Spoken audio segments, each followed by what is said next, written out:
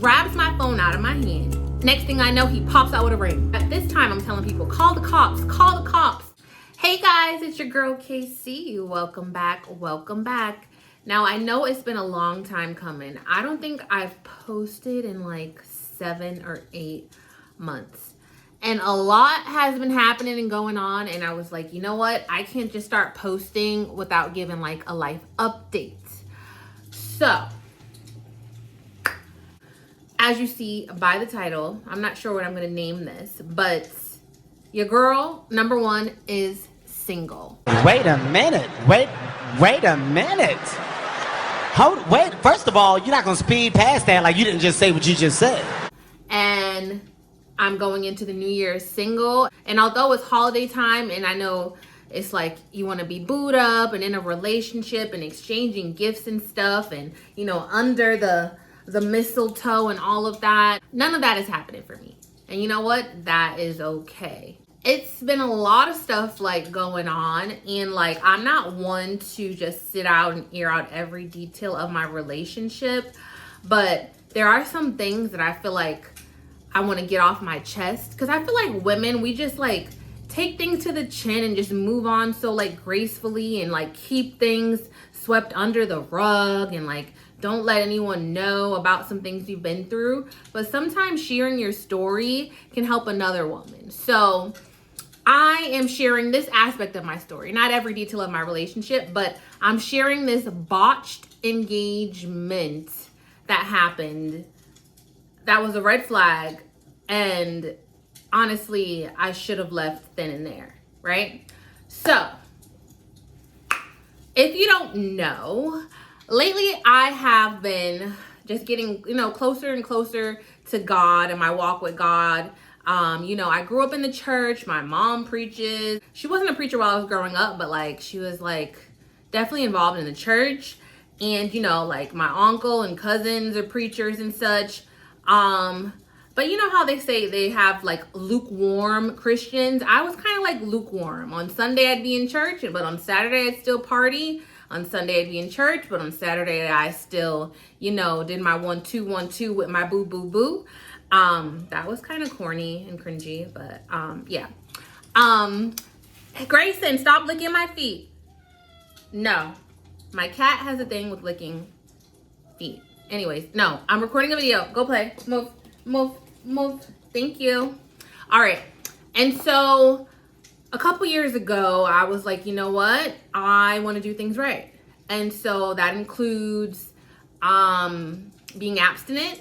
And my significant other at the time, we were like going through stuff and we're broken up. And then when we got back together, I was like, I made that clear. And all throughout the time where I was trying to like maintain my abstinence, I told him and gave him the option. I said, you know what? I'm going to be abstinent. So it's either you kind of hop on the bandwagon with me here and you understand like my journey and walk with God, or you can find someone else to date and you can, have relations with someone else. Like I'm not going to sit here and make you stay with me or want to be with me if you don't agree with my lifestyle choice, right? But as soon as I made that choice, he didn't decide either of those. Actually, he decided to stay with me, but like make my life like pure hell while staying with me. So every date night was an argument. And then it was like, I'm going to make you give in and I'm going to make you give in and have relations with me. And I'm going to convince you and this and that. And so I remember there were a lot of date nights that there were arguments, but there was one night where I was over his house and he was trying to get me to engage in intercourse. And I was like, no. Then he caught an attitude with me and he said, you know what? I bought a ring to marry you, but you didn't want to give in to me, so I'm not going to give it to you. And he had this nasty attitude. And I was just like, is this how you tell a woman that you bought a ring for her? Like, and why are you trying to get me to go against my stance and being abstinent? Like, if you really want to have relations with a woman, go find someone else, right? And so, like, he was real nasty to me, had an attitude, and this wasn't the first time. And then I was like, I don't know what I was thinking of, just trying to, like, hope that one day he would, like, come along or whatever. And I'm trying to think, like the timeline is blurry because honestly, this is something I just want to forget and leave in 2024. I'm not even going to speak about this. I'm going to be on a whole new path in life, but it's something I want to get off my chest and share. So if there are any abstinent sisters watching out there, I hope you can learn from this experience, or from my experience rather. So that was red flag number one, I'll say, in this story, but there was other red flags, of course, before that. So then things escalated. I just remember one afternoon, shortly after that, I got a text saying I'm a fraud, I'm this and I'm that, and basically saying like my walk with God is fake, and like, you know what I mean? And so after receiving all these texts, I was just like, you know what? I don't even want to be with you anymore. After receiving those texts, I was like, you know what? I don't even want to be with you anymore. You go do you and I go do me. And I blocked them. And so I was just like, I can't take this. Like, he's, you know what I mean? Like antagonizing me, making my life pure hell and miserable. And it's like, I'm being penalized, or like he's being mean to me over a decision I made to be closer to God. And it's like, if you don't like my decision, you can go on and leave, but don't stay here and like make my life like, make me like miserable. Like, I'm not holding you here against your will. You know what I mean? And so I broke up with him or whatever. So I go to the gym, I go work out, I come out. So what he did was he waited for me outside of my gym. I'm minding my business after my workout, just trying to de-stress. Get in my car, and then someone pulls up to my car door. Comes in my car, and I'm like, what's up? I'm thinking, you know, he's gonna apologize and be like, I'm sorry I said those words, and I get it now, I understand your walk with God. No. He goes and he says to me, I spoke with bleep, I won't say any names, and she told me that you're just holding out on having relations with me because you're trying to force me to marry you. And I'm like, that's not even the case. I was like, you can get out of my car right now and I can like not even speak to you again. Like, I'm not trying to force you to do anything. This is my decision and what I decide. And then he just started to just go off and off and off. Next thing I know, he grabs, I told him to get out of my car. Before he got out of my car, he grabs my phone out of my hand, gets out of my car and goes to his car. Now I'm following after him, screaming, saying, give me my phone. And you know, this isn't the first time that he's taken my belongings in the heat of an argument. And so I go to his car and I'm like, give me my phone. And he pop, Grayson, move. I go to his car screaming like, give me my phone, give me my phone. Next thing I know, he pops out with a ring. I wish I had something that looked like a ring. He pops out with a ring. Now this is an earring, but let's pretend like it's a ring. And he starts saying this stuff like, but I bought a ring if I didn't love you, blah, blah. And he's screaming, just looking all types of crazy. So I noticed he put my phone in his pocket. I grab my phone, but then I realized I got his phone too. So I drop his phone. I go running to my car so I can get away. Then he runs up after me, snatches my phone back out of my hand. And I said, this is my phone. Yours is back over there on the ground. And so at this time, I'm telling people, call the cops, call the cops. And I'm like, he has my belongings, call the cops. He has my phone. And so I think people started to call the cops because it was just getting loud and hectic and just messy out here in this public parking lot. And so he starts to drive off. And while he's driving off, he throws my phone out the window.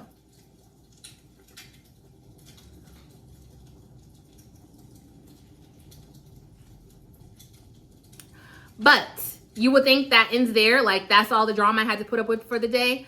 No. So I call my mom, I call my stepdad. They get involved and call him, tell him he needs to go cool off, go sit down somewhere. Like, that's oftentimes the conversation that's had is like, go cool off, sit down somewhere. So I go and proceed with my day, or try to.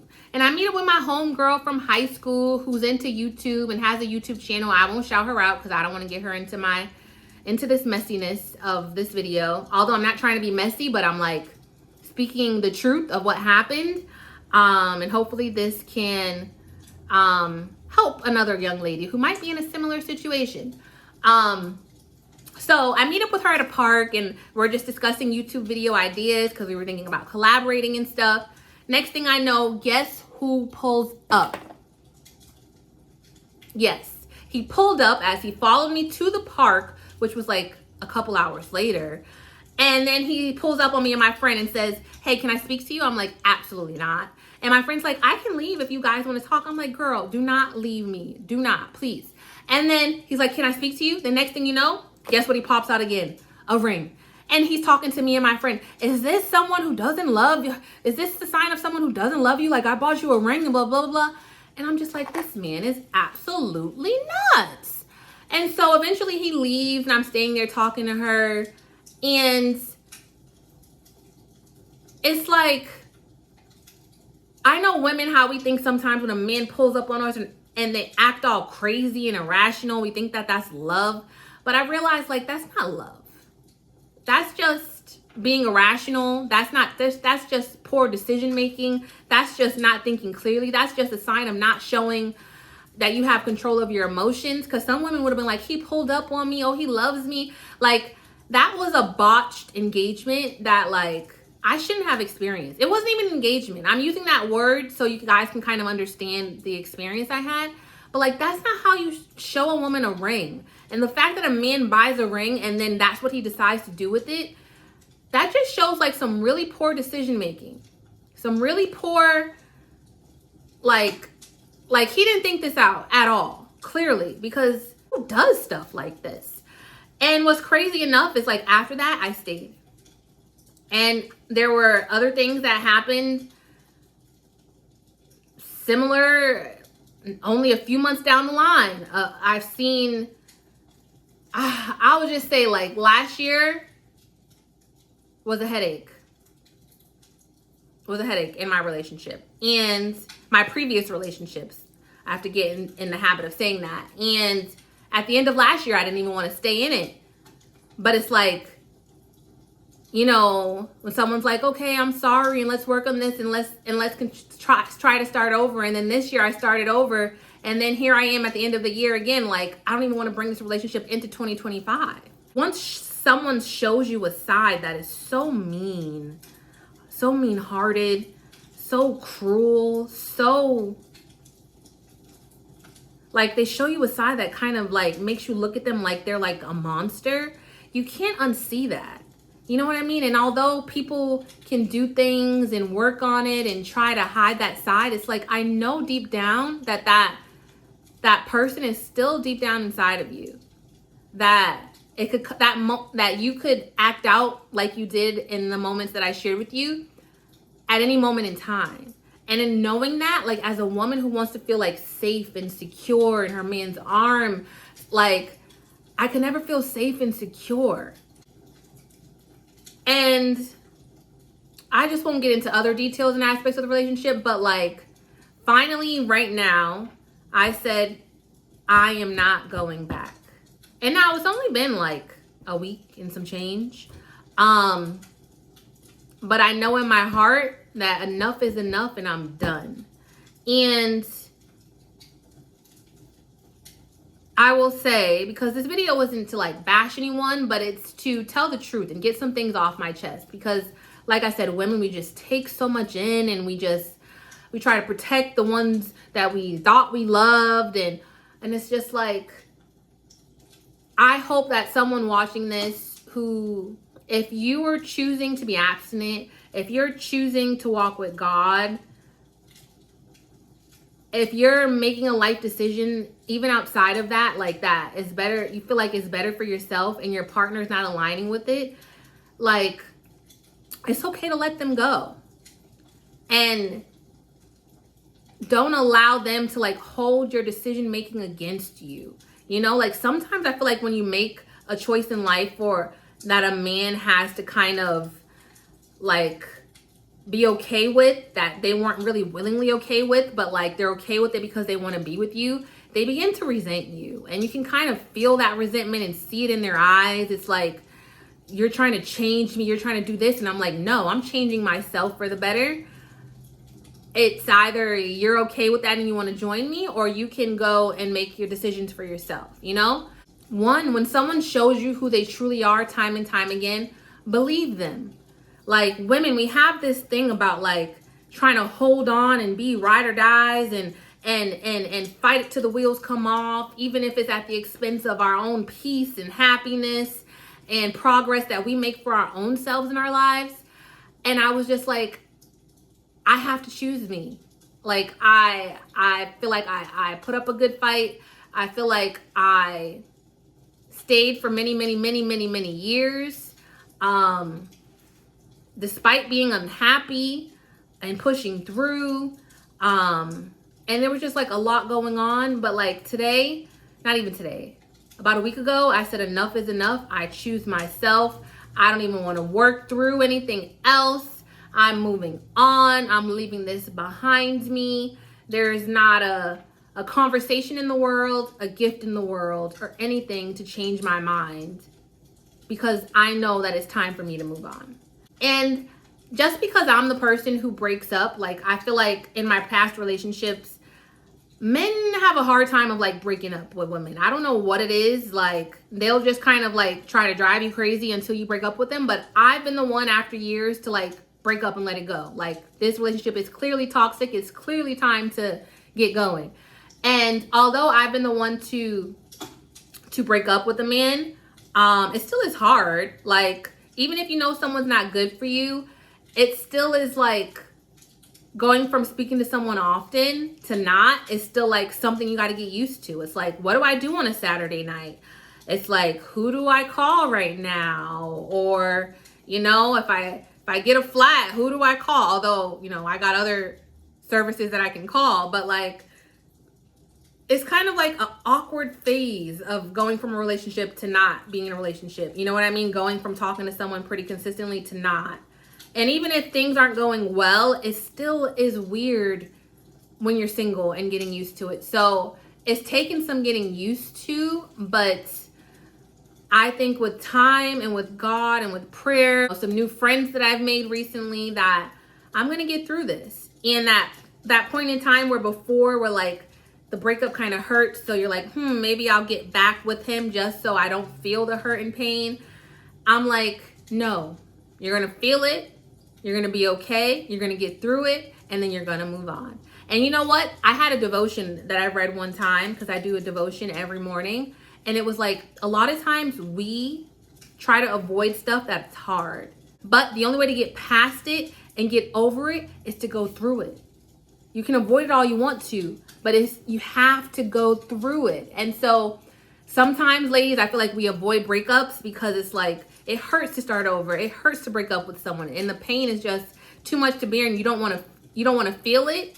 But if you know in your heart that this relationship is not for you, eventually you're going to have to do it and go through it.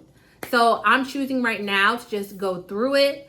And it's not easy, but I'm going to be all right.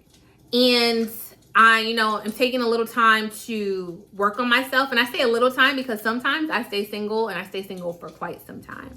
But this time I'm going to, focus on myself for a little bit. But I'm going to definitely be going on some dates, having some fun, godly fun, that is.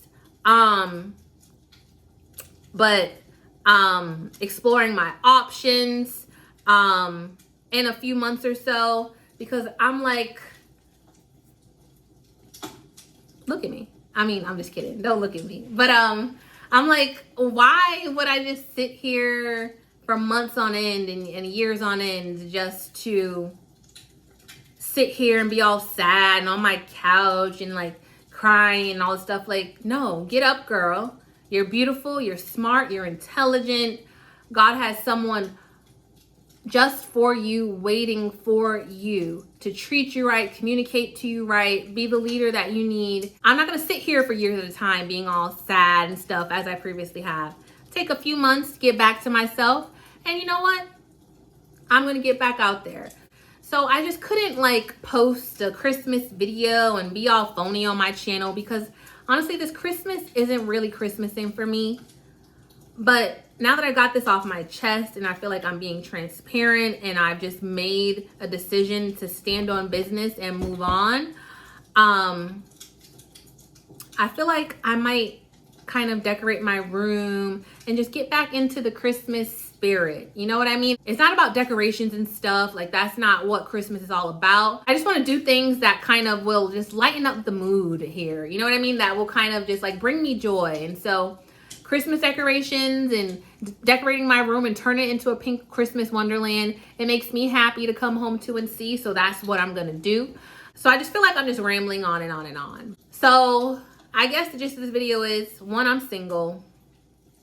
I experienced a horrible botched engagement, and I pray that the next man that shows me a ring, like, we on a trip, he wrote my name.